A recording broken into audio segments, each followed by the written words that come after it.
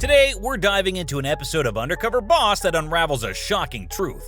Employees who pour their heart and soul into their work, but aren't receiving their fair share. Tune in to witness the raw emotions as gratitude mixes with frustration when the truth unfolds. Will the undercover boss be moved by their employees' struggles and take meaningful action? Or will this be just another moment of corporate reality? In the bustling world of Mr. Rooter, a company that handles plumbing, electricals, appliance work, and landscaping, Dina held a significant role as an upper management owner. As someone with considerable authority and responsibilities, she was no stranger to the intricacies of running a successful business.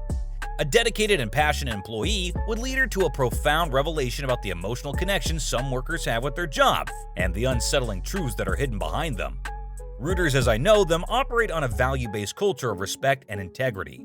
However, in corporate expansion and hustling, it lost the basic component of caring for its employees. My name's Wayne. Faith Brown. Nice to meet you. Ready to go? Wayne shared his love for the job, revealing an emotional bond he had formed with the work he performed daily. So what do you like? Mr. Rooter's kind of sentimental to me. My father worked for him before I ever came along. This man was not just an employee, he was a craftsman, an artisan who took pride in his skills. But at the same time, he was not feeling the best regarding employee payments. And what did he just say here? Did he end up owing them?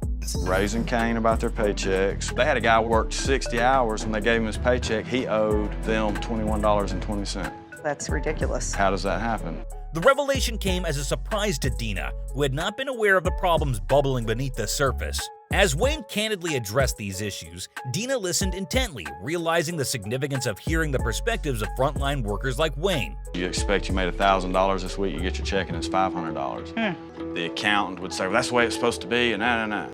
I can't believe she actually acknowledged the fact that he should be taking care of his family and not worrying about the paycheck. That definitely shows character.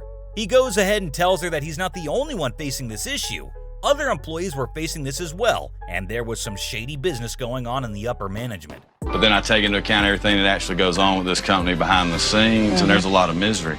Any person that is in a managerial role will be upset hearing this. She calls her secretary right away and asks her what's up. Hello, this is Mary. Hey, it's Dina calling. It seems like there's a compensation issue. The finance guy doesn't seem to have a lot of respect for his opinion. Can't fix anything if we don't know about it. So Exactly. Really Now is the moment of truth. Will Dina address the concerns, or did she put up a good show? Oh wow, why is my first thought here about her short hair? So I talked to Mary Thompson, who's actually the president of Mr. Rooter. I said, Mary, I'd like you to just check into this because Wayne's sharing a concern with me, and I'm going to continue to follow what's happening in this relationship. And so we'll take care of all these compensation issues. She did take it up to the hierarchy and fix the compensation issues. That is commendable. Only if employers understand how important it is to look at things from a ground level in order to run a business smoothly. Alexander Valley Chardonnay. Really tough to all take in a really short period of time. What can you tell me about it? Well, I can read the back of it. What are those horns? Man, this guy's taking disguise very seriously. So it looks like this is a wine company CEO who is keen on how their operations and the employees work. Fair enough. It's interesting to see these CEOs get into a buddy-up situation where they actually work with an employee to see what it's like. But guess what? He finds out his skills have gotten rusty over time. It's half price today. I think that's right. And so this entitled... No, I don't know. I'll ask her. She's but it'll all be good. A little bit rusty in the sales aspect. Talk about a wake-up call, man.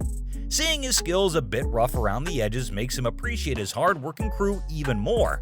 And he's stoked to have someone like Savannah who's got his back, sharing her expertise like a true team player. She's really good with her customer skills.